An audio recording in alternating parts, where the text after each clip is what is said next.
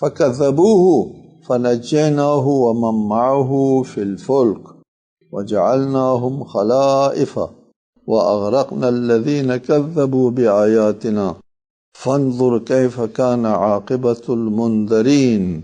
مگر جب انہوں نے نوح کی تکذیب کی تو ہم نے انہیں اور ان لوگوں کو جو ان کے ساتھ کشتی میں سوار تھے بچا لیا اور انہیں زمین پر جان نشین بنا دیا، اور ان سب کو غرق کر دیا جنہوں نے ہماری نشانیوں کو جھٹلایا تھا۔ پھر دیکھ لو جنہیں تنبیہ کی گئی تھی نہ ماننے پر ان کا کیا انجام ہوا۔ حضرت نوح علیہ السلام کی تکذیب کی قوم نے، تو حضرت نوح کو یہ حکم ہوا کہ کشتی بناؤ، اس قوم کو ہم غرق کرنے والے ہیں۔ حضرت نوح کشتی بناتے تھے۔ اس زمانے میں کشتی سازی کی صنعت جو ہے وہ متعارف نہیں تھی، دنیا کو نہیں پتا کشتی بنائی جاتی۔ تو خشکی پر کشتی بنانے سے لوگ ہنستے تھے، مزاح اڑاتے تھے، استہزاء کرتے تھے۔ بہرحال پھر مقررہ وقت پر طوفان آتا ہے، اس طوفان میں سب لوگ غرق ہو جاتے ہیں۔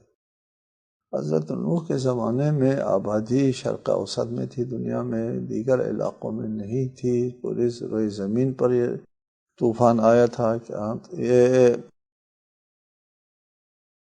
قابل بحث ہے۔ بہرحال یہ بات تقریباً مشہور ہے کہ موجودہ نسل جو ہے وہ حضرت نوح کے اولاد کی نسل سے پھیلی ہے، اور باقی سب ساری دنیا، ساری مخلوقات جو ہے وہ غرق ہو گئی۔ یہ طوفان کیسے آیا؟ طوفان نوح، یہ طوفان کیسے آیا؟ ہے روایات میں تو بہت کچھ ہے کہ آسمان سے بارشیں آئی، زمین نے ابلنا شروع کر دیا، اور فارت تنور قرآن میں بھی ہے، وہ تنور سے بھی پانی جو ہے وہ ابلنا شروع ہو گیا۔ وہ تنور وہاں مکہ کوفے میں ابھی تک وہ دکھاتے ہیں کہ حضرت نوح کا مسکن عراق تھا نا، عراق کی سرزمین۔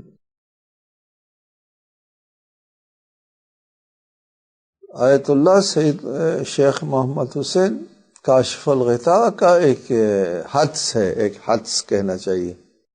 وہ فرماتے ہیں کہ لگتا ہے کہ آسمان سے بہت بڑا کرا پتھر، آسمانی پتھر، بڑا پتھر سمندر میں گرا، اور اس سمندر میں بڑا پتھر گرنے کی وجہ سے یہ طوفان آ گیا۔ سمندر کا پانی جو ہے اچھل کر کے خشکی کی طرف آ گیا، سارا طوفان آ گیا۔ یہ ایک حدث سے انہوں نے کہا ہے کہ ایک بہت بڑا پتھر آسمان سے،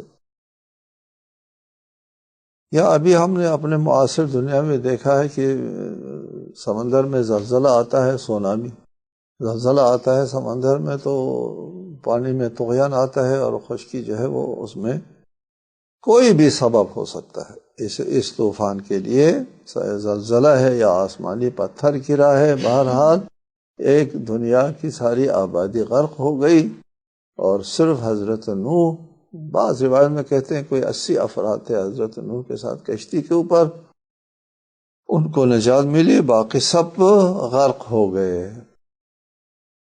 وَجَعَلْنَاهُمْ خَلَائِفَ، سب کو غرق کر دیا، اور وَأَغْرَقْنَا الَّذِينَ كَذَّبُوا بِآيَاتِنَا، جن لوگوں نے تکذیب کی تھی ہماری نشانیوں کی، ان کو غرق کر دیا، اور حضرت نوح اور ان کے ساتھ جو کشتی پر سوار تھے ان کو جانشین بنا دیا۔ خلائف، جانشین بنا دیا، یعنی پورے انسانی نسل کو ختم کیا، اور ان کی جگہ اولاد نوح کو آباد کیا روئے زمین کے اوپر۔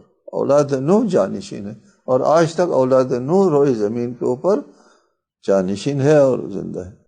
فانظر کیف کان عاقبۃ المنذرین، دیکھو کہ جن کی تنبیہ کی گئی تھی ان کو ان لوگوں نے تکذیب کی تو پھر ان کا کیا انجام بنا۔